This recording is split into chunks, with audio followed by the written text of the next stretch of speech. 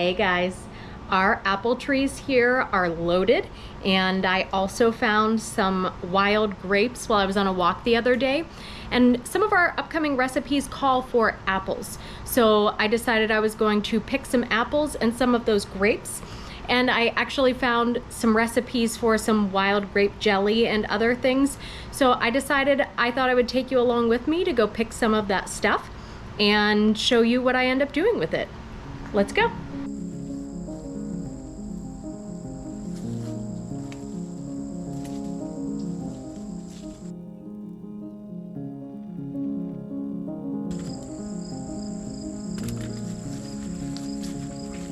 Now, this one here is a little bit difficult to get to the apples because it's full of rose bushes. We have a lot of multiflora rose here, and so all of the rose bushes are kind of woven in throughout some of these branches, and I'm getting a little bit scraped up, and my hair and clothes are getting caught on the thorns.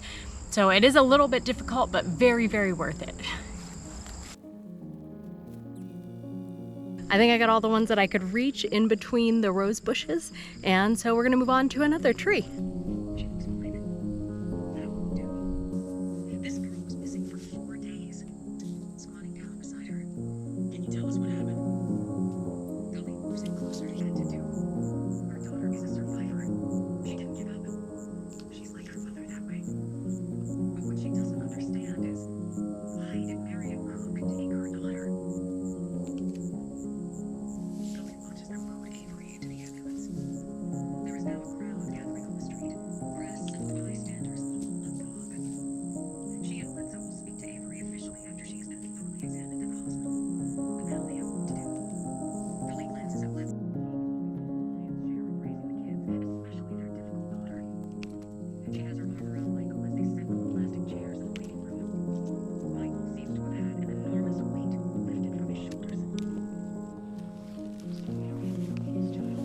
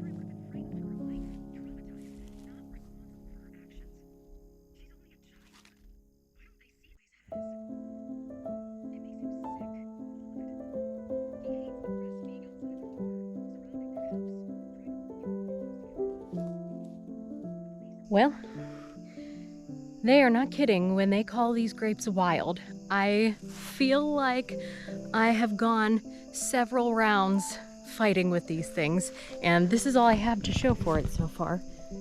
I think it's been maybe an hour, maybe a little under an hour since I started trying to get in here and get some of these grapes. And yeah, I'm sure that I'll go and do this again multiple times, multiple years, but I have a feeling it's going to be worth it just to buy wild grape jelly from somebody else next time.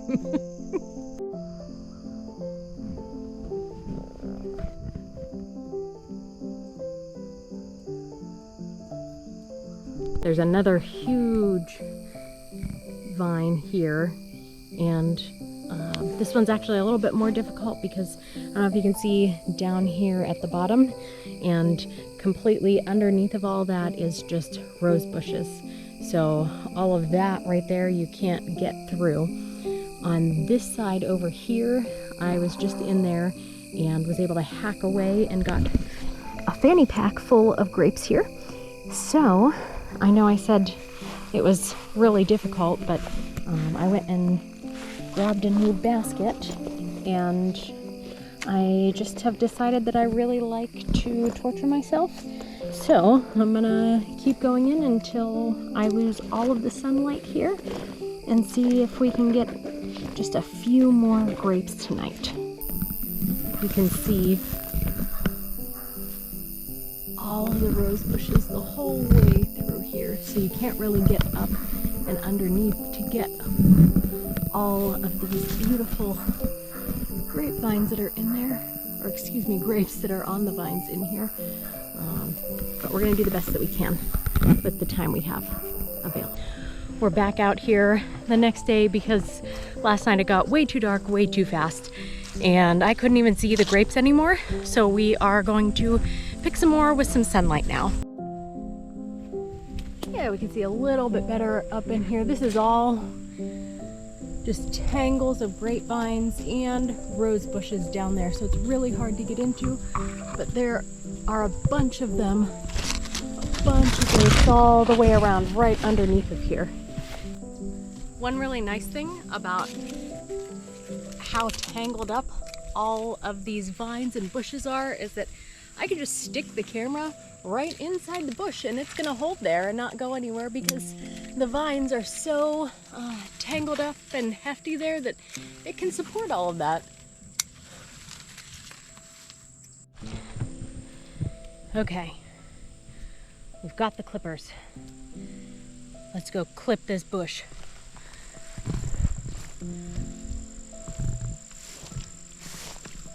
We're coming for you, baby. I went around the back side. I got as far as I could on the other side, and it's so cool back here. This is like any little kid's dream to play in when you're looking for some wild area to make believe in. It looks like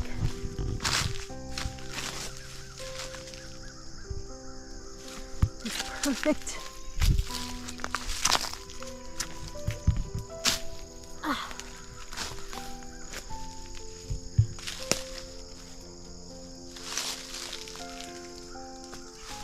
Secret little area. I would have loved to come in here and read as a child. But you can see there's still plenty of grapes to get to. Just gonna keep doing my best to get to them. I'll show you how many I've been able to get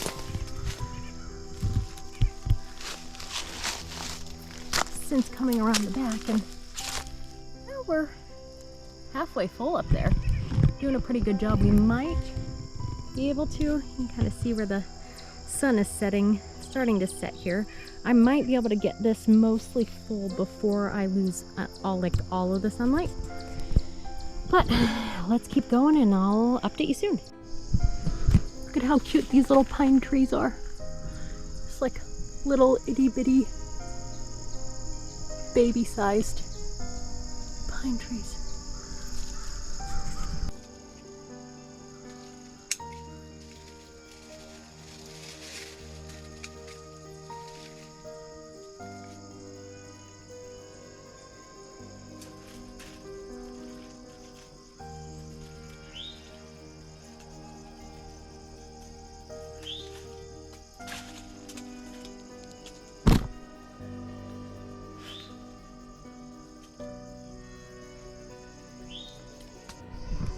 Okay, there's still a decent amount of grapes in here. I don't know if you can see all that, but we are full up here. In this basket, I think we have plenty to get this jelly done, so I think we're gonna call it a night. The sun has mostly set at this point, so let's head back in. And here's what we ended up with.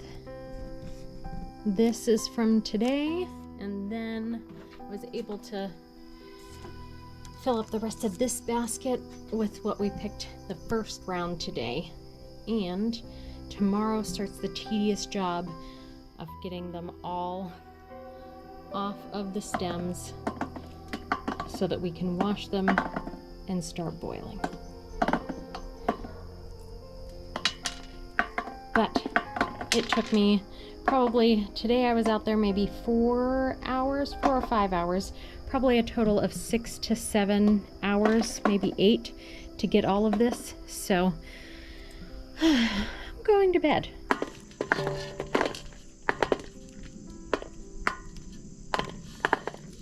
We're through one full basket. This is how many we have there. That's about half full. And we have this basket left to go, so maybe about double the amount that was in here.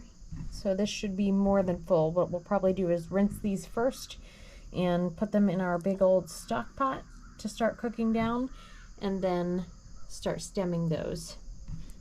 We got all the grapes rinsed last night, and all together, I'm not quite sure how many cups this is. Maybe I should have measured beforehand. But there's a lot in there. The recipe I found says to add 2 cups of water for about every 10 cups of grapes. So I'm thinking maybe I'll add like 6 cups of water to this. This is gonna take a ton of mashing, and I might use the immersion blender. All right, so far they seem to be breaking down pretty well. I still might run my immersion blender through because, as you can see right there, some of them are still staying pretty whole. We're going in with the immersion blender, and I've done it a little bit already and already thrown a little bit of grape juice all over the place, so we're gonna try and keep it down in there. You can really see the seeds at the surface there as it was pulling, starting to pull everything. You can see the seeds and the skin really separating. So I think we're gonna get a good amount of juice and jelly out of this. The ratios I'm using are every cup of juice that we get after straining, I'll do a cup of sugar, and then maybe a half a tablespoon of lemon juice, so there's a little bit of acid in there. And then we'll get to canning. Probably squeezing a little too early, but I'm squeezing some of this stuff out of the cheesecloth because it's taken an awful long time. Luckily it's under the colander because I'm squeezing a bit of the guts out of here. I think maybe I shortchanged the cheesecloth a little bit, but the color is gorgeous. It smells incredible. We've been using 2 separate methods to do this. And with the cheesecloth that you saw earlier, this is kind of the consistency of what's there. And we decided to use, you've seen me use this before. This is just a handheld colander, and its holes on the bottom are small enough that the seeds aren't getting through, but I guess the guts of what is falling, the juice is almost a little, I wouldn't say it's pureed grapes, but it's a little more viscous, almost a little thicker gel-like, and I think I like that better than just the plain juice. I think we're going to get much more flavor and just a lot more in general using this method. So we're leaving the cheesecloth method and going to just colander method. There are about 30 cups of liquid in this pot right now. So we're going to add about a cup of lemon juice and maybe a little under 15 cups of sugar. We'll heat that up about, I'm not sure how long it'll take to get to the jelly state. We'll check it periodically and we'll go from there. I think we are just shy of 200 right now. You can see that. So we're gonna go a little bit longer and hopefully we're almost done. I did not anticipate how long it would take to get this jelly up to temperature, and it's been several hours. It still hasn't gotten to 212, so I am going to go ahead and give in. And I am mixing up some pectin right now because we have somewhere to be in less than an hour. So yeah, we're gonna toss this pectin in, bring it to a boil, get these in the jars and get them water bathed and then run out this door. This here will come as no surprise to anyone that I forgot that this was on the stove for a few minutes. I went into the other room and it has boiled over completely, so we have several fewer jelly jars now and a giant mess to clean up. All right, we got it cleaned up, at least for the most part.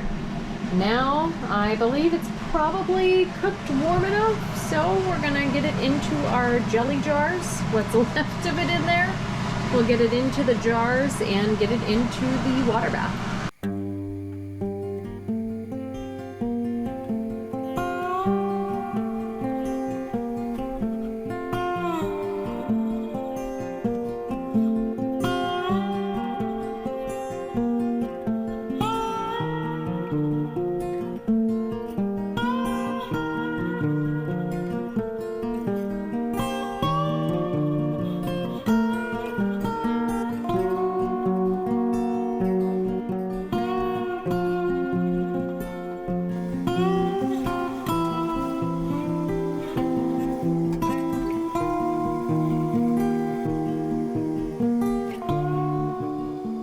It is the next morning, and I believe every one of these have sealed. We had two that did not make it into the canner, and we put it in the fridge last night, so I will show you what it ended up with. We ended up with a grape syrup, puree maybe? You can see that. And what I think happened when I go to do this next year, I read several different recipes, and several of them said that you didn't need any pectin, just cook it to 220 degrees, that's jelly temperature, it would be fine. They only used a 2-to-1 ratio of sugar, so 2 cups of grape puree, grape juice to 1 cup of sugar.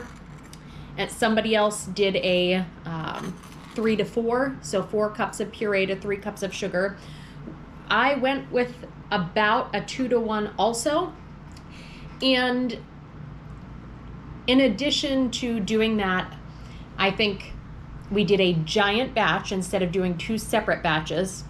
I may not have given it enough time. So we did put pectin in here. We did cook it for hours and hours and hours. We did about a 2-to-1, and any other jelly that I've done, it's been almost either an equal or a little bit more sugar than it has juice. And so I do wonder if the recipes that I've seen online, whether they were being truthful about that 2-to-1 opposite ratio. I wanted to keep my jelly a little more tart and have a little bit less sugar in it. And when we do it next year, I think we will, maybe I'll try it 2 separate ways. I think I will do it in 2 batches. So instead of doing that big giant batch, and maybe that is part of why we couldn't reach the 220 degree temperature, even though we completely boiled it over and made a huge mess all over the place, we just couldn't get it normally to that temperature. So I'll separate it, and in one of them, maybe I will do the regular ratio of sugar to juice, liquid, whatever.